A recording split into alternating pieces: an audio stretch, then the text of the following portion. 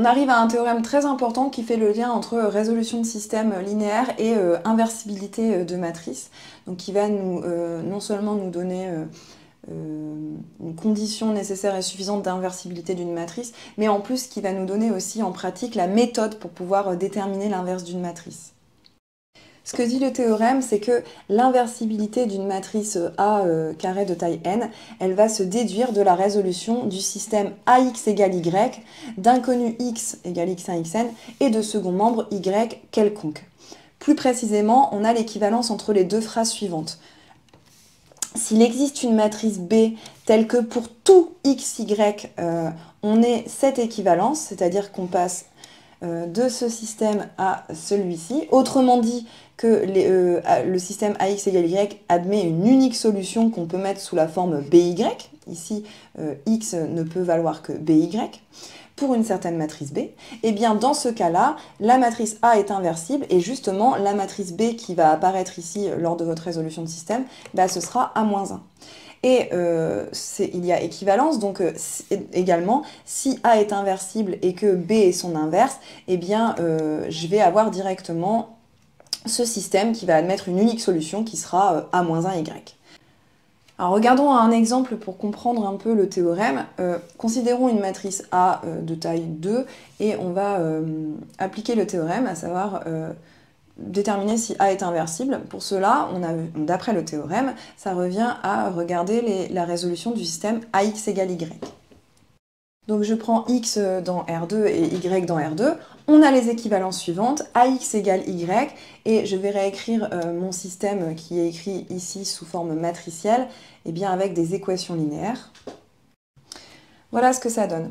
Et donc on va résoudre ce système, en tout cas essayer d'exprimer x1, x2 de manière unique en fonction de y1 et y2.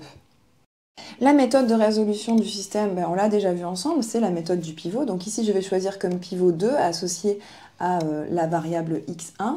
Et dans ma ligne 2, je vais faire L2 moins 1 demi de L1. À noter ici qu'on aurait pu éventuellement inverser les deux lignes pour se retrouver avec un pivot égal à 1, ce qui aurait simplifié les calculs. Voilà, je me retrouve avec ça et ça y est, mon système est triangulaire, j'ai gagné. J'ai deux pivots et deux inconnus, donc je vais avoir une unique solution qui va dépendre de y1 et y2 bien sûr. Je commence par exprimer x2, puis j'obtiens x1 par remontée et j'obtiens ceci. Donc voilà ce que me dit... ce qu'on vient de montrer, c'est que le système AX égale Y, peu importe le second membre Y, il va admettre toujours une unique solution ici, mais qui dépend forcément de ce Y. Et cette solution, on va essayer de l'exprimer à l'aide d'un produit matriciel. Donc on va essayer, on écrit x1, x2, enfin on réécrit x1, x2 comme une matrice colonne, y1, y2 aussi, et puis ici, en fait, on cherche les coefficients par lecture directement dans notre système. Là, j'ai 2 tiers, moins 1 tiers, 1 tiers et moins 2 tiers. J'obtiens donc ma matrice ici B. J'ai donc mon système AX égale Y qui est équivalent à X égale BY. Et bien, d'après le théorème, ce travail montre que A est inversible et que A-1, en fait, c'est notre matrice B. Donc voilà comment on va démontrer dans la pratique qu'une matrice est inversible et trouver son inverse. En fait, on va utiliser le théorème et plus précisément, on va utiliser l'implication 1 implique 2 de notre théorème. Donc ce sera toujours la même méthode. On va résoudre un système linéaire et s'il admet une unique solution qu'on peut exprimer en fonction du second membre, quel que soit le second membre, eh bien la matrice qui va se trouver devant le second membre, c'est notre matrice inverse. Regardons un deuxième exemple avant de passer à la démonstration du théorème et considérons cette matrice A. On va essayer de déterminer si A est inversible et calculer son inverse si c'est le cas.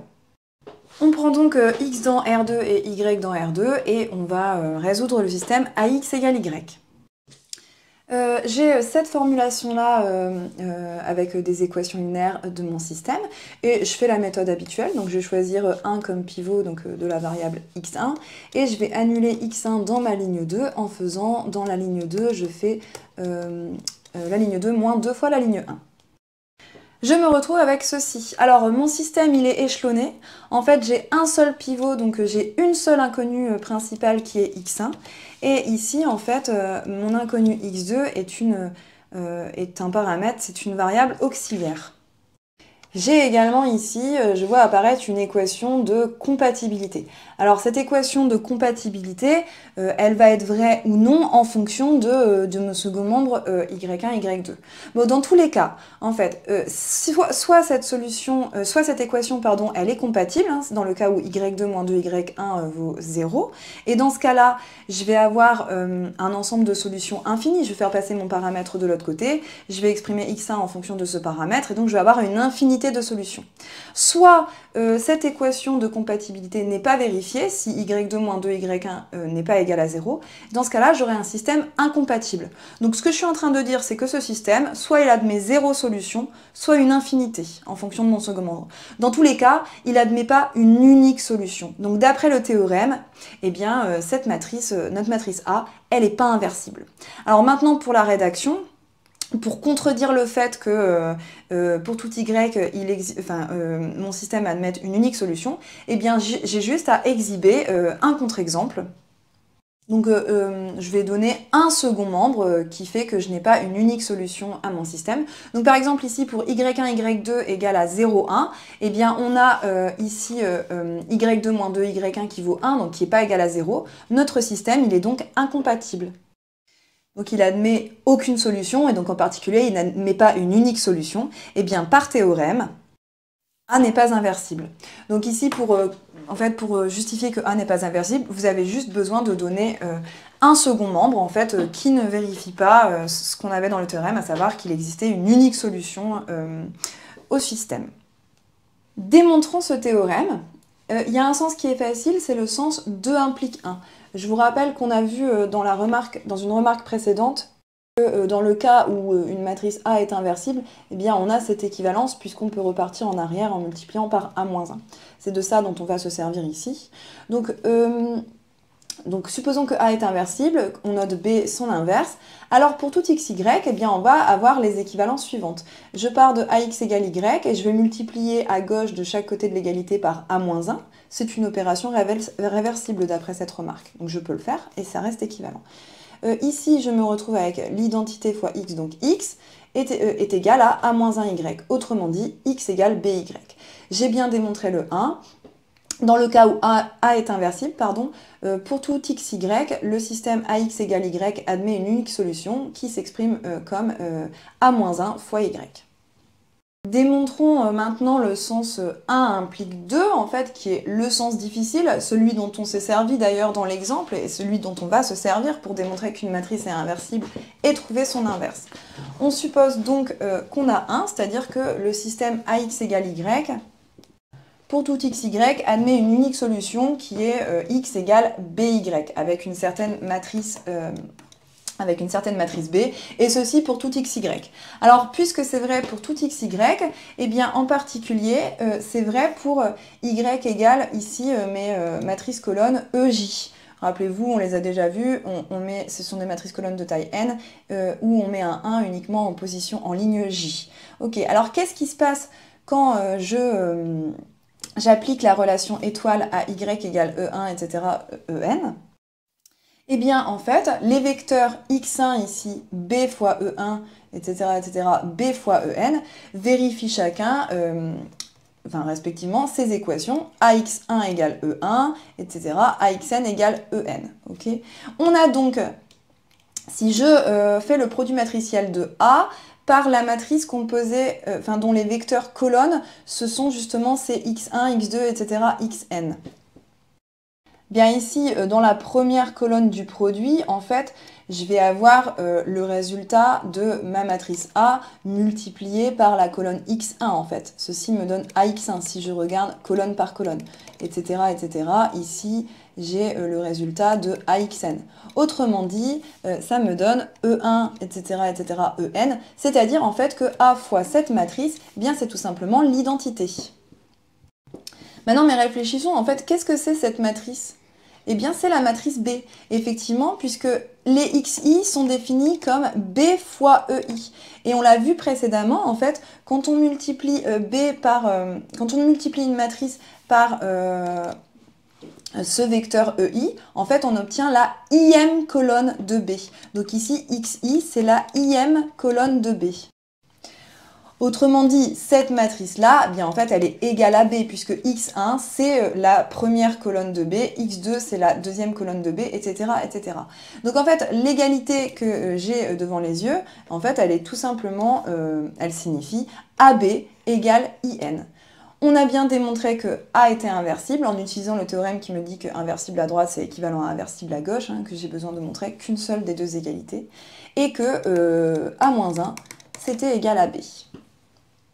On a donc démontré ce théorème dont on va se servir à chaque fois pour déterminer si une matrice elle est inversible ou non et déterminer son inverse si elle l'est. Notez que si vous n'avez pas tout compris à la démonstration, en particulier l'implication 1 implique 2, bah c'est pas très grave en fait. L'important ici c'est vraiment de comprendre le théorème, de comprendre comment l'utiliser. La démonstration, tant pis si vous n'avez pas compris, c'est pas important.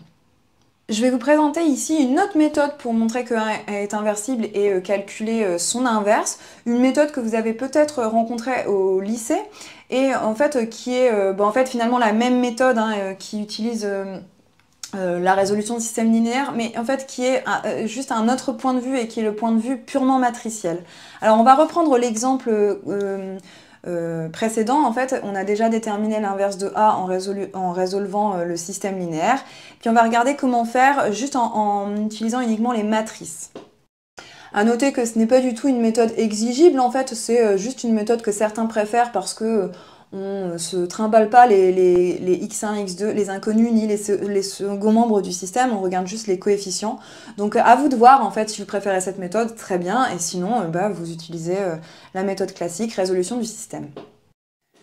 En fait, ici, quand vous résolvez ax égale y, cette égalité, je peux aussi l'écrire comme ax égale a2y. Et si je l'écris sous forme d'équation linéaire, en fait, ici, effectivement, j'ai bien les coefficients de A, et ici, en fait, j'ai les coefficients de la matrice identité, en fait, effectivement. Donc, l'idée de cette autre méthode, c'est de faire exactement la même chose, une résolution de système, mais de regarder uniquement les coefficients. Donc, c'est d'écrire une grande matrice, comme ça, qui s'appelle une matrice augmentée, mais bon, c'est pas au programme, où à gauche, je vais noter la matrice des coefficients de ce qu'il y a à gauche dans mon système, donc ici, 2, moins 1, 1, moins 2, en fait, c'est tout simplement la matrice A, on va partir de la matrice A, et à droite, je vais écrire les coefficients qui apparaissent à droite. Donc ici, 1, 0, 0, 1, c'est-à-dire, en fait, c'est la matrice I2. Si je reprends le point de vue système linéaire, l'idée ici c'est de faire des opérations élémentaires sur les lignes pour arriver à la fin à quelque chose du type x égale by, où b sera ma matrice inverse. Et bien là c'est pareil, x égale by, je peux très bien l'écrire comme i2 fois x égale by. Donc ici on est parti de la matrice A et on est arrivé à I2. Là on est parti de la matrice I2, on arrive à B. C'est exactement ce qu'on va chercher à faire ici sur cette matrice augmentée. Je vais faire des opérations sur les lignes ici pour arriver à la matrice I2. Et donc en faisant les mêmes opérations, ce que je vais obtenir ici c'est ma matrice B qui sera l'inverse de ma matrice A. Allons-y. On va donc faire des opérations sur les lignes. Ici, en fait, ce qui va jouer le rôle de pivot, c'est 2. En fait, je vais faire exactement la même chose. Je vais essayer d'éliminer ce 1. C'est exactement ce que j'aurais fait avec le système. En faisant dans L2, je mets L2 moins 1,5 de L1. D'ailleurs, c'est l'opération que j'avais faite tout à l'heure sur mon système pour le résoudre. J'obtiens ceci, et vous pouvez aller vérifier si vous voulez. En fait, là, c'était les coefficients qui apparaissaient dans mon système, et ceux-là qui apparaissaient à droite dans mon système. Et je vais continuer, l'idée c'est d'arriver à la matrice I2. À noter qu'ici, ma matrice ici, elle est triangulaire, autrement dit, mon système, il est échelonné. Donc maintenant, j'ai juste à continuer mes opérations pour faire apparaître la matrice I2. Donc là, dans L2, je vais multiplier L2 par moins 2 tiers. J'obtiens ceci. Et maintenant, en fait, d'un point de vue système linéaire, c'est en fait la remontée. En fait, ici, pour faire apparaître I2, je vais essayer de faire disparaître ce -1. Comment je fais? Tout simplement en mettant dans L1 plus L2. J'obtiens ceci, j'ai presque gagné. Pour faire apparaître la matrice I2 à gauche, il suffit de diviser la ligne 1 par 2. Et c'est terminé. Ici, on a bien fait apparaître I2. Et donc, ce que j'ai ici, eh bien, en fait, c'est l'inverse de ma matrice A. Donc, j'ai A-1 égale ceci, qui est exactement la matrice que j'avais trouvée. En fait, j'ai fait exactement la même chose que la résolution du système, juste je me suis concentrée uniquement sur les coefficients de part et d'autre de l'égalité dans mon système. On va terminer cette vidéo par une remarque sur l'inversibilité d'une matrice triangulaire supérieure. Si vous avez une matrice triangulaire supérieure de cette forme-là avec des lambda i sur la diagonale, eh bien, si les lambda i sont tous non nuls, votre matrice sera inversible, et l'inverse, elle va être triangulaire supérieure. Alors, on ne sait pas ce que sont ces coefficients ici. Par contre, on sait que les coefficients diagonaux, ce sont les inverses des coefficients diagonaux de votre matrice A. Et si l'un des lambda i est nul, alors la matrice A n'est pas inversible. Démontrons ce résultat grâce à notre théorème. Quand on résout le système AX égale Y, en fait, on s'aperçoit qu'il est déjà sous forme échelonnée puisque la matrice est triangulaire supérieure. Donc, si tous vos coefficients diagonaux sont non nuls, en fait, ils vont correspondre aux pivots de mon système. Je vais avoir n pivots et donc une unique solution. Donc, je vais avoir un unique n-uplet solution qui va s'exprimer de cette manière-là en fonction des yi, et j'observe bien effectivement que les coefficients diagonaux, donc qui vont être sur ma matrice inverse, ce sont bien les inverses des coefficients diagonaux. Au contraire, si vous avez l'un des lambda i qui est nul, je vais avoir une variable qui n'a pas de pivot, qui est donc passée en paramètre, et je vais avoir mon système qui va admettre soit aucune solution, soit une infinité. Donc dans tous les cas, votre matrice A n'est pas inversible, d'après le théorème.